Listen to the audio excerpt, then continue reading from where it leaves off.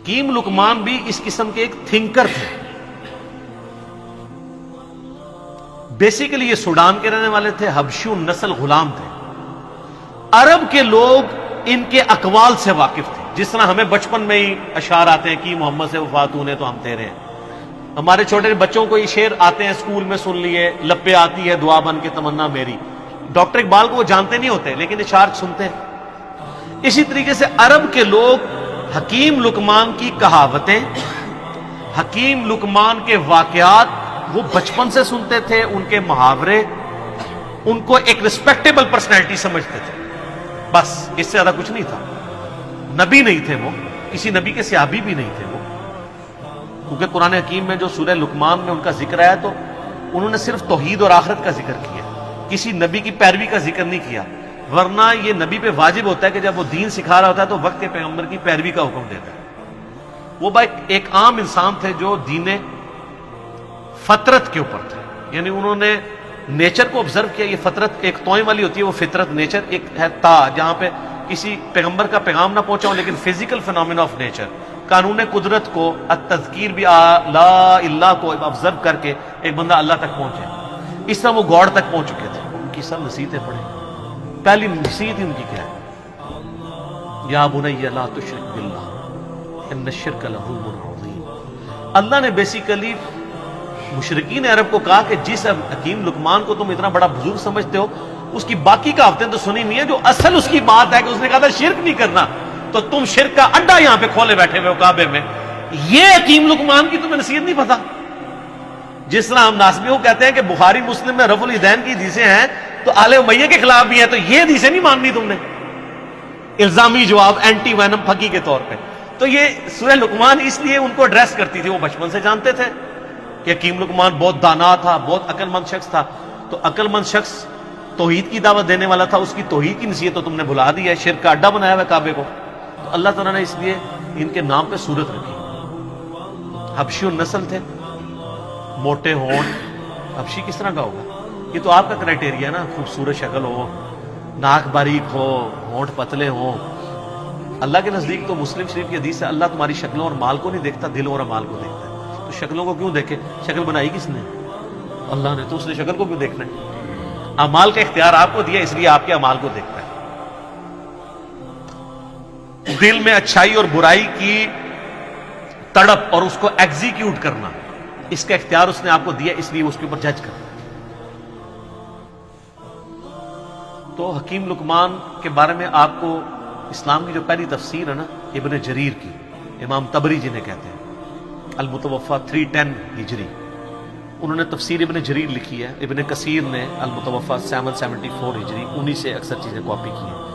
تو آپ سورہ لقمان کے تعارف میں جائیں گے, انہوں نے حکیم لقمان کے کافی واقعات لکھے ہیں کہ یہ کتنا دانا شخص تھا اور کس طرح یہ اصلاح کرتا تھا. ایک دفعہ ان کے آقا نے ان کو کہا, ایک بکری دی اور کہا ذبح کر کے اس بکری کے سب سے بدترین جو پارٹس ہیں نا وہ لے آؤ. تو انہوں نے بکری ذبح کی, زبان اور دل اٹھا کے لے آئے.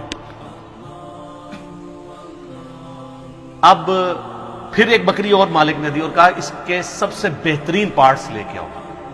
پھر زبان اور دل اٹھا کے لے آئے. مالک نے کہا کہ یہ کیا؟ انہوں نے کہا یہ زبان اور دل اگر ٹھیک ہو جائے نا انسان کا تو اس سے بہتر اعضاء کوئی نہیں ہے, اور اگر زبان اور دل ڈی ٹریک ہو جائیں تو ان سے برا کوئی عضو بھی نہیں ہو سکتا. یہ جناب حکیم لقمان تھے. تو اللہ تعالیٰ نے مشرکین عرب کو کہا کہ ان کی توحید کی نصیحتیں, پھر آخرت میں پیشی کی نصیحتیں. حکیم لقمان کی نصیحتوں میں میرا پورا لیکچر ہے, مسئلہ 177.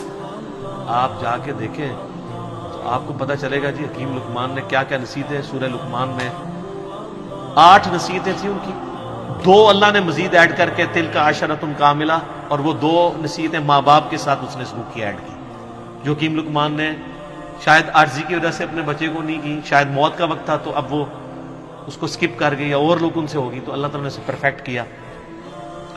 ان نصیحتوں سے کئی آئیڈیا نہیں ہوتا کہ انہوں نے وقت کے پیغمبر کی پیروی کا کہا ہو. اس سے لگتا ہے کہ وہ ایک ایسے شخص تھے جنہوں نے فزیکل فینومینا آف نیچر کو آبزرو کر کے خدا تک پہنچ چکے ہوئے تھے کہ اس کائنات کا ایک کریٹر ہے, اور اللہ is the only explanation of all the physical phenomena in this world. وہ اتنی رقت انگیز ان کے الفاظ ہیں، اے بیٹے اللہ کے ساتھ شرک نہ کرنا، بے شک شرک سب سے بڑا گناہ ہے، سب سے بڑا ظلم ہے، اور اگر تم پہاڑ کی چٹانوں میں یا آسمانوں میں بھی کوئی گناہ کرو گے تو قیامت دن اللہ تعالیٰ تمہارے سامنے لے آئے گا۔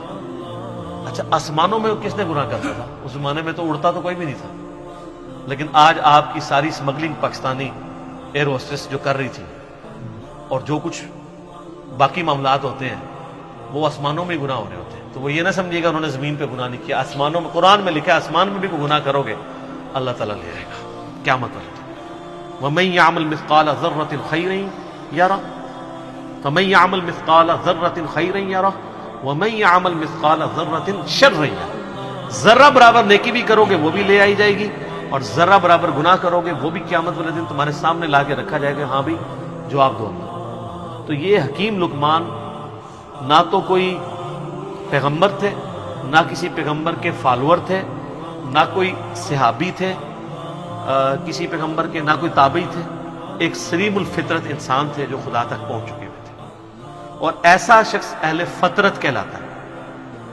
یعنی فطرت ایسا شخص جس تک یہ تا کے ساتھ ہوتا ہے، جس تک وقت کے پیغمبر کی دعوت یا کسی پیغمبر کی دعوت نہ پہنچی ہو، ایسے شخص کے لیے صرف ایک اللہ کو ماننا اور آخرت کا یقین کر لینا کافی ہے، چاہے نبی کی دعوت نہ بھی پہنچی ہو، اس کے لیے بس یہ اتنا اجمالی عقیدہ رکھنا کافی ہے۔